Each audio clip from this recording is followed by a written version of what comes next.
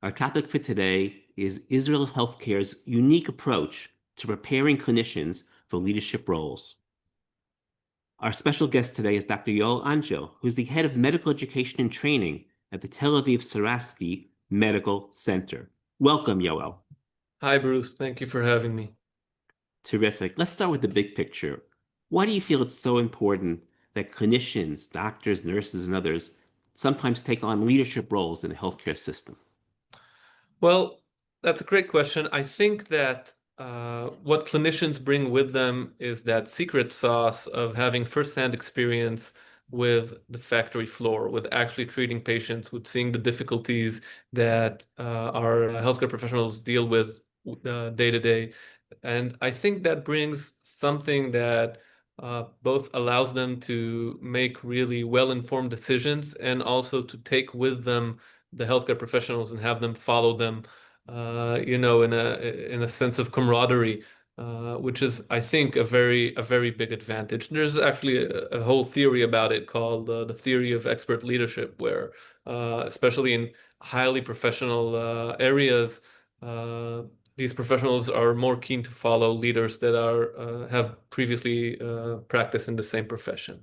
And there's actually even evidence, although not definite, but actually quite, I think, suggestive that organizations that are run by clinicians outperform organizations that are run by other professionals without prior clinical experience. And I think maybe most importantly, the reason why we need to push clinicians to pursue management positions is that because if they don't take an active role in shaping the system that they work in, then decisions will be made for them without them having a vote on the issue. Terrific, terrific. Now, as in other countries, people who want to move into senior positions usually take academic training in being managers and executives, whether it's be an MBA or a Master in Health Administration or executive courses. And I know we do that in Israel as well. But what I've heard from you in a previous conversation is that in Israel, we don't do just that. Can you elaborate on that, please? Yeah, so you're right. Israel has plenty of advanced training programs. Personally, I teach at the Tel Aviv University's MBA in healthcare administration.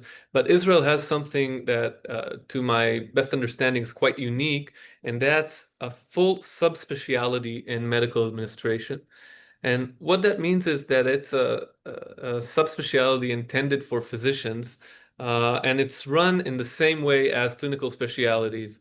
And it includes a 2-year apprenticeship in a leadership position under a more senior and experienced leader. It includes a 6-month rotation at a different healthcare organization to get another perspective. It also includes having a master's degree.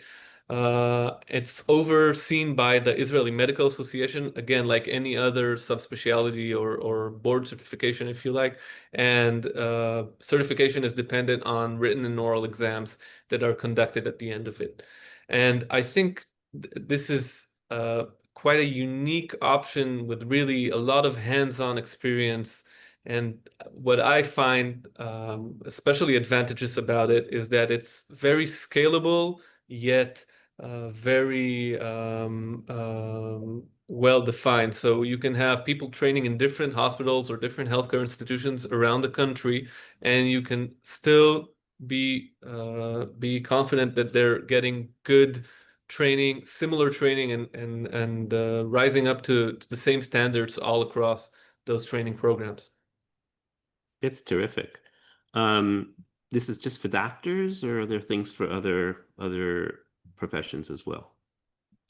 So the program for doctors has been running for a long time, since the early 90s. So Israel's gained a lot of experience with it. But in recent years, we've also had this program for nurses, and very similar, sort of like having them become nurse practitioners, only nurse practitioners in medical administration.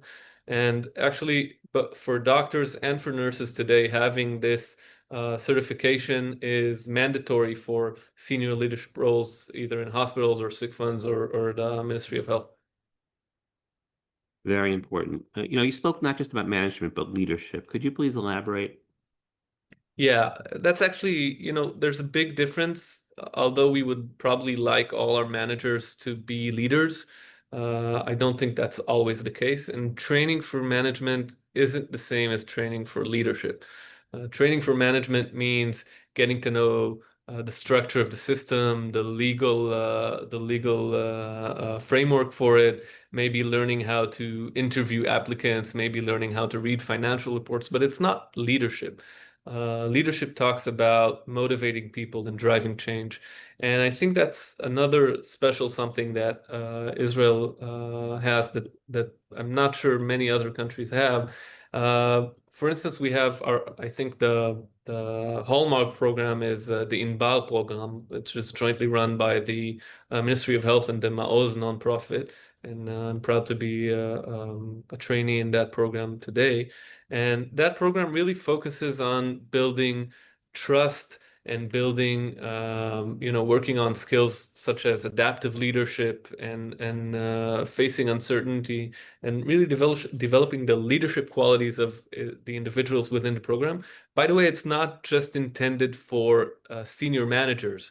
It's intended for anybody who is filling a role that has the capacity to drive significant change across the public healthcare system in Israel.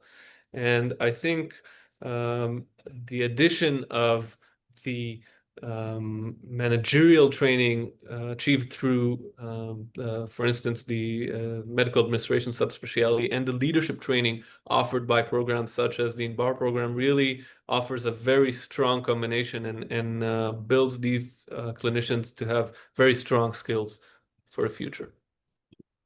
Wow, that's really important. Now, do I understand correctly that another advantage of these programs is that you get to know your peers a little bit, and people get to know the other medical leaders in other healthcare organizations as well, and at a relatively young age. I totally agree. I think that a huge impact of these programs is the network effect that they have. When you bring people together from different organizations, from different perspectives, then you create a strong network of both, just to get to know what happens at other organizations across your system, but also to personally know these people. And when you create these interpersonal relationships and you build trust, then that trust is there for many years to come. And I think personally, one of the reasons why Israel has done so well in different health crises in the recent years, starting from COVID and the recent war and conflict with Iran, which had a lot of casualties and really required a very fast and integrated response from the entire healthcare system. I think one of the reasons why we did so well is that there's a very strong network. Everybody knows the relevant stakeholders, and when you start working together, you don't have to waste time on building trust. You can just hit the ground running and get to the point. So I think that's a huge